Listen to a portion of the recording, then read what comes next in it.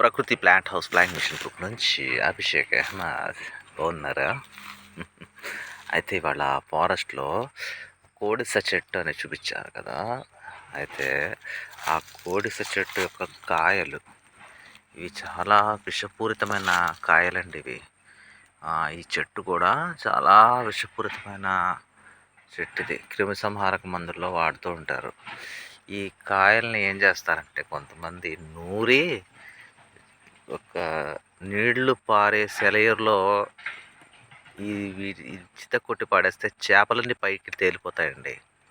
అలాగ ట్రిక్ ఉపయోగించి చేపలు పట్టేస్తూ ఉంటారు ట్రైబ్స్ వాళ్ళు.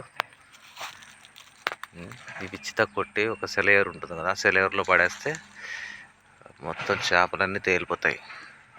అంత విషపూరితమైన మెడిసిన్ ప్లాంట్ అండి ఇది.